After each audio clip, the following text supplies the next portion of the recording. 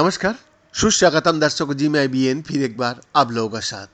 दर्शक, जब तारे ढहते हैं तो अक्सर अपने पीछे अविश्वसनीय रूप से घने लेकिन अपेक्षाकृत छोटे और ठंडे अवशेष छोड़ जाता है, जिन्हें न्यूट्रॉन तारे कहा जाता है।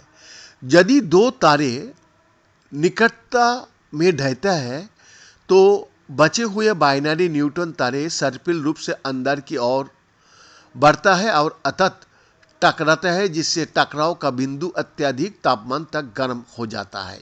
इन घटनाओं के नए सिमुलेशन से पता चलता है कि गर्म न्यूट्रिनो छोटे अनिवार्य रूप से द्रव्यमानहीन कण जो शायद ही कभी अन्य पदार्थों के साथ बातचीत करता है, जो टकराव के दौरान बनता है। जी, इन इंटरफेस पर थोड़ी समय के लिए फंस सकता है और 2 से 3 मिलीसेकंड के लिए विलय करने वाली तारों को ठंडे कोर के साथ संतुलन से बाहर रह सकता है।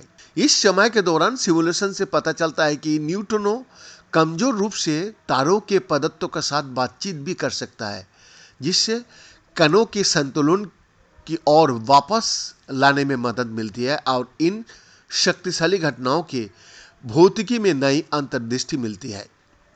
पेन स्टेट के भौतिकविदों के नेतृत्व के एक शोध दल द्वारा सिमुलेशन का वर्णन करने वाला एक पेपर हाल ही में फिजिकल रिव्यूज लेटर्स पत्रिका में प्रकाशित हुआ। पेन स्टेट और यूनिवर्सिटी ऑफ कैलिफोर्निया बर्कले के पोस्ट डॉक्टोरल शोधकर्ता एंड्रो लुइस एस्पिनो ने कहा, 2017 में पहली बार हमने पृथ्वी पर बाइनरी न्यूट्रॉन स्टार विलय से गुरुत्वाकर्षण तरंगों सहित विभिन्न प्रकारों से संकेत को देखा। इससे बाइनरी न्यूट्रॉन स्टार खगोल भौतिकी में रुचि में भारी उछाल आया। इन घटनाओं का प्रयोगात्मक रूप से अध्ययन करने के लिए प्रयोगशाला में पुनर्निर्माण करने की कोई तरीका नहीं है, इसलिए बाइनरी न्यूट्रॉन स्टार विलय के दौरान क्या होता है ये समझाने के लिए हमारे पास सबसे अच्छा तरीका आइंस्टाइन का सामान्य सापेक्षता का सिद्धांतों से उत्पन्न गणित पर आधारित सिमुलेशन का माध्यम से ही है।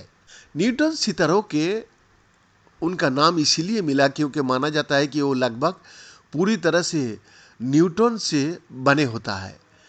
वो अनावश्यक कणों जो सकारात्मक रूप से आवेशित प्रोटॉन और नकारात्मक रूप से आवेशित इलेक्ट्रॉनों के साथ मिलकर परमाणु बनाता है।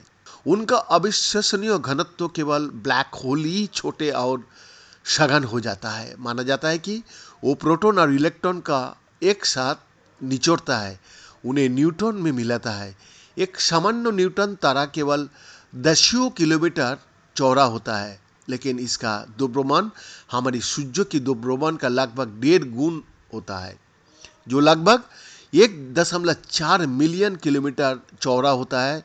जी हाँ, न्यूट्रॉन तारे के एक चमच पदार्थ का वजन एक पहाड़ के बराबर है। दसियों या सैकड़ों मिलियन टन भी हो सकता है। विलय से पहले न्यूट्रॉन तारे प्रभावी रूप से ठंडा हो जाता है, जबकि वो अरबों डिग्री केल्विन हो सकता है। उनके अविश्वसनीय घनत्व का मतलब है कि ये गर्मी सिस्टम की ऊर्जा में बहुत कम योगदान देती है। डेविड रेडिस ने कहा, जो पेन स्टेट में एवरली कॉलेज ऑफ साइंस में भौतिकी और खगोल विज्ञान और खगोल भौतिकी का सहायक प्रोफेसर और शोध दल का एक नेता भी है। जब वो टकराता है तो वास्तव में गर्म हो सकता है।